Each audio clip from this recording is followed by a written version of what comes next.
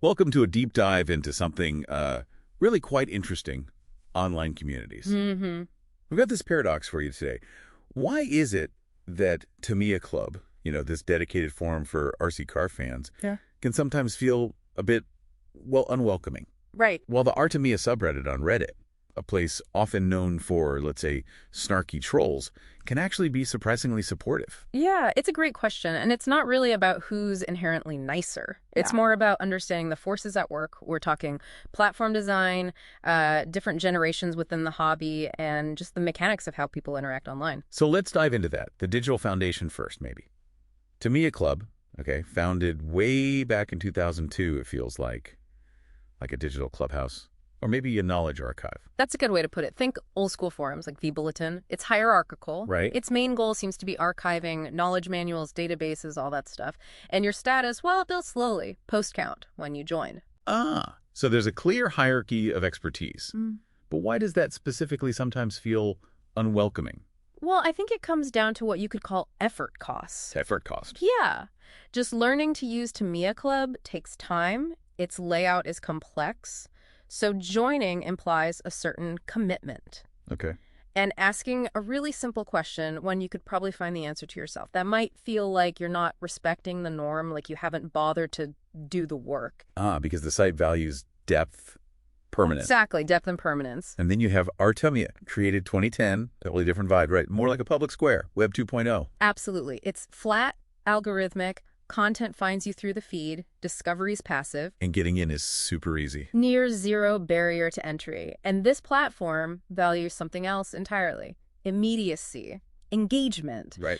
The currency is karma from upvotes. So quick, easy to digest stuff gets rewarded. Like a nice photo of a model. So a simple question gets a simple answer. It's just efficient. Pretty much. That's the mode of communication it encourages. Okay, but it's not just the tech, right? It's the people.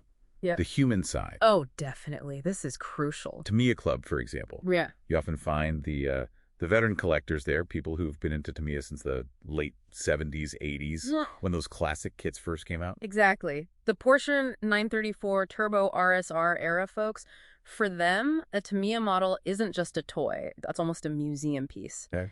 They value authenticity, preservation. They know the difference between an original vintage kit and a modern re-release, and that difference matters to them. So how does that lead to friction? Well, imagine a newer hobbyist comes in from, say, Tamiya. Maybe they're used to modern basher brands, Traxxas, Arma, stuff built for speed and jumps. Right, high performance stuff. And they ask on Tamiya Club, hey, how can I make my vintage Grasshopper do 60 miles per hour and survive huge jumps? Oh boy, I can see how that might not land well. To a veteran collector, that can feel like an existential challenge. It goes against everything they value about preserving the model. So the grumpy response isn't necessarily mean-spirited, it's gatekeeping. It's a form of gatekeeping, yeah. Protecting their part of the hobby, their identity wrapped up in it. That makes sense. Protecting identity, not just information. And Tamiya. Generally a younger crowd there. More open to different ways of enjoying the hobby, what some call hobbyist pluralism. Pluralism. Okay. They're often into the build experience itself, the fun of driving, wrenching on stupid cars, as someone put it. They'll celebrate a build whether it's perfectly stock or wildly modified. So different core values. Preservation versus, say, experimentation and fun. That's a big part of it. Which brings us to how the platforms themselves manage behavior. Right, the actual mechanics. How do they shape what people do? Tamiya Club's gatekeeping, those curt replies, the lurk more advice that's enforced by the old guard. It's a mix of written rules and strong unwritten norms. But on Tamiya, it's different. You mentioned the karma economy. Yeah, that's a huge incentive. Upvotes make helpful, supportive comments visible. Downvotes bury the grumpy ones. Plus, they have that explicit be civil rule.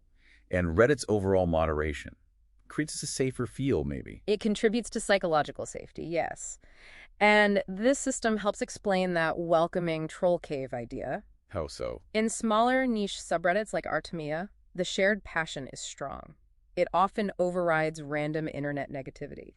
So there's just no real audience or reward for being a troll there. Pretty much. The community kind of self-selects for people genuinely interested in Tamiya. Positive interactions get reinforced. Okay, so pulling it all together, it's not that one place is nicer. Not inherently, no. It's this complex mix. The platform's design, the different generations of fans with different values, and the social rules and rewards baked into each space. Exactly.